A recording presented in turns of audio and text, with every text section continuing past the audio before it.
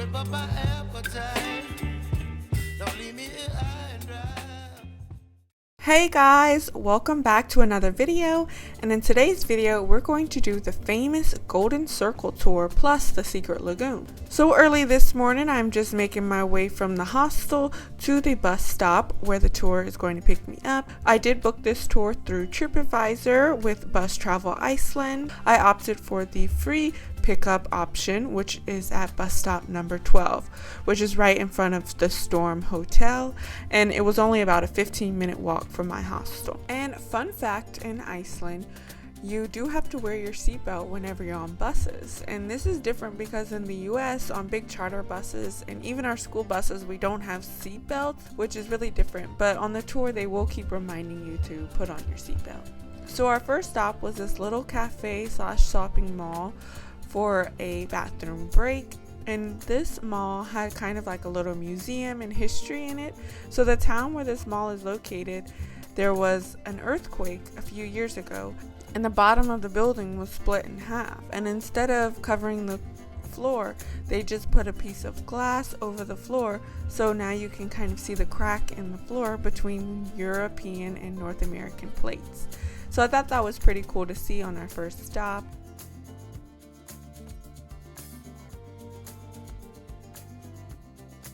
So our first stop was Kerid Crater. This was very beautiful, but it was very, very windy on the day that we were there. I'm sure it's windy all the time, but it's just so pretty and big. I didn't realize how big it is, and you can walk all the way around it. And also you can walk all the way down to the bottom where the water is. I didn't walk all the way down, but I did walk halfway down. There are a lot of steps to get down there. They have these very nice, well-built steps to assist you to go down to the bottom, and it was just so beautiful. The camera does not do justice. I'm not that good at color correcting, so you can't really tell, but there was just these greens and these reds and the browns, and it was just so beautiful and pretty, all these fall colors coming out in the rocks and the landscape. It was just really beautiful, and the blue water is just so pretty. So I did enjoy this stop.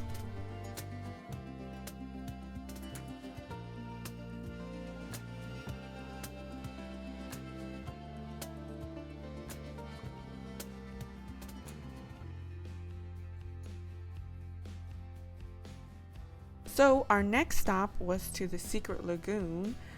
Make sure you do bring a towel, but you can also rent a towel, I believe, for about $6 US. So I wanted to go to the secret lagoon to compare it with the blue lagoon, which you can check out in the video I have linked down below. So I think most people go to the blue lagoon, but I don't think a lot of people go to the secret lagoon. I think it has more of a local kind of vibe. I believe it is the oldest lagoon in Iceland. And so when you get there, we did a little safety video, and then we went to our lockers. So you have to take a shower naked before you get into any lagoon. And at the secret lagoon, there are no curtains, so it's just shower heads on a wall. But just want to put that out there. If you're thinking about going to the secret lagoon, that is something that you have to do. The lagoon was very nice. It was hotter in some areas than others, and there are lockers in the locker room for you to put your stuff away, and each have a little key with a wristband on it, so you can keep your key with you while you're in the lagoon. And this lagoon is very different from the blue lagoon because you can see all the way down to the ground, and there's a lot of algae in this lagoon. And in the blue lagoon you can't see all the way down because it has so much silica in it. I did wind up cutting my finger on one of the rocks, so you have to be careful with that. It was very slippery in certain areas, and there's a lot of rocks along the wall. But I highly recommend coming out to the secret lagoon to get more of a feel of what like a community local lagoon would feel like compared to the blue lagoon, which is more commercialized. The secret lagoon has a much smaller, more intimate feel than the blue lagoon, which I liked, and I actually wound up meeting someone from Canada and having a nice conversation with her. She was also a solo traveler, so I think there's more of a community closeness feel to the secret lagoon. So after our relaxing time at the Secret Lagoon, we made it to the famous Geysir. So the information center and the gift shop is on one side of the street and the Geysir is on the other. So you will have to cross the street and walk a little bit to get to the Geysir. The Geysir, I believe, erupts every 5 to 10 minutes or so. And I did catch it a few times, but if you want the best spot to catch it, you need to be right here.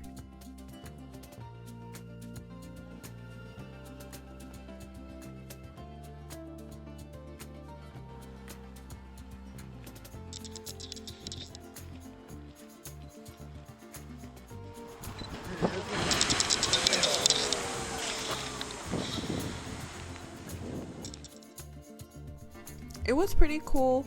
Not one of the best experiences. You know, people can become impatient for waiting so long to get the shot, and they can be a little pushy and aggravated.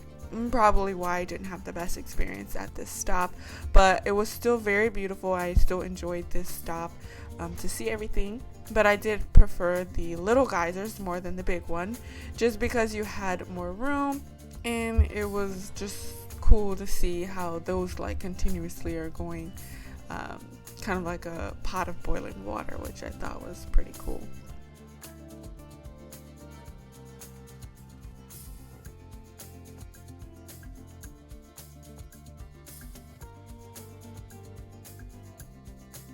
And the scenery, I was just taken back by how beautiful it is. The green moss on these mountains in the distance. I feel like I could just build me a house on the side of this mountain and be the happiest I could be.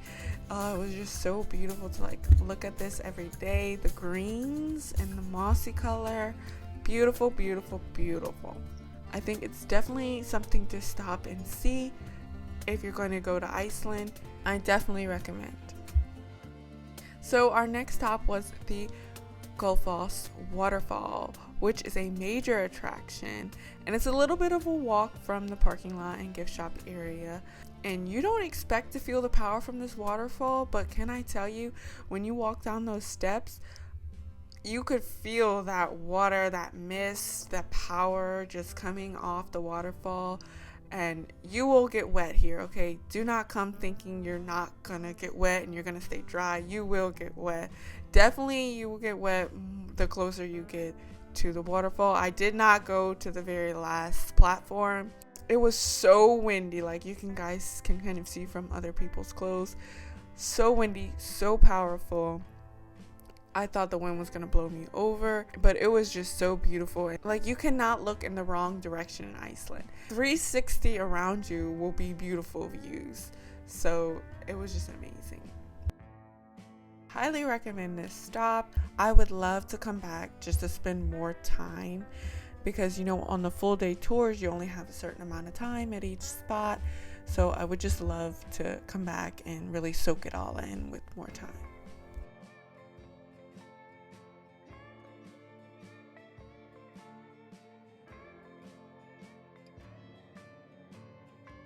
So then on the way to our next stop, we saw some Icelandic horses on the side of the road. So we decided to stop and feed them.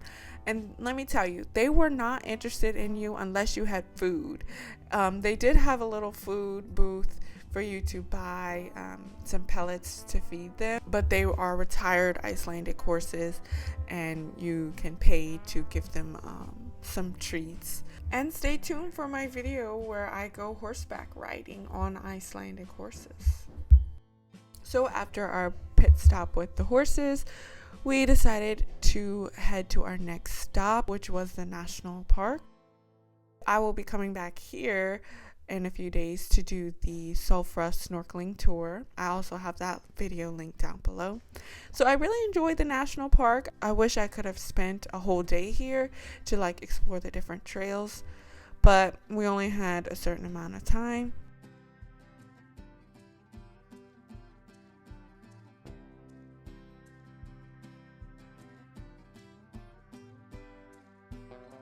And if you are a Game of Thrones fan, I believe there were several episodes filmed in this area. And I recommend coming during this time because you could just see all the beautiful fall colors, the red, the greens, yellows, and browns. It's just so beautiful.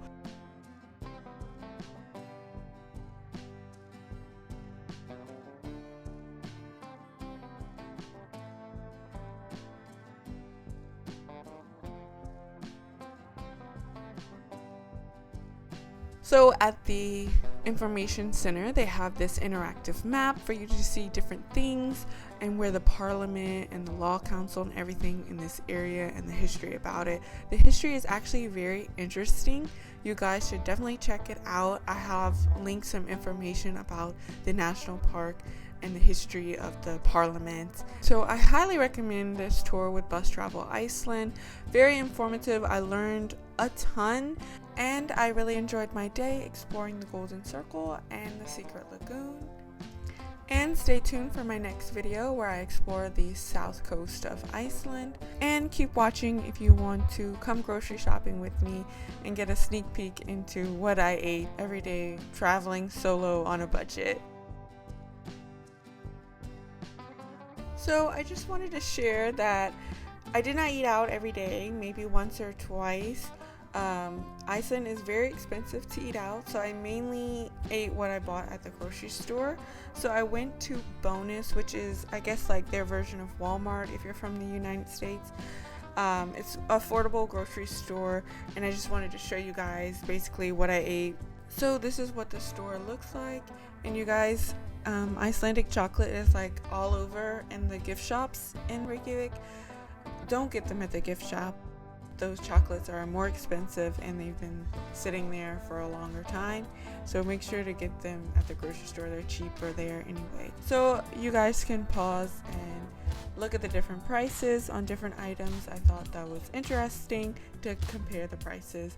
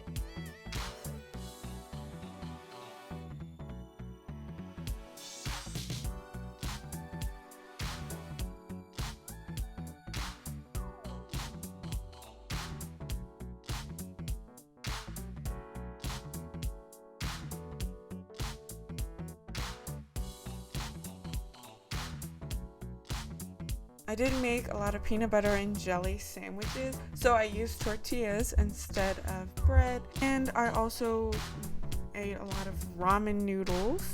So if you're still watching, thank you so much, and make sure to give this video a thumbs up and stay tuned for our next video.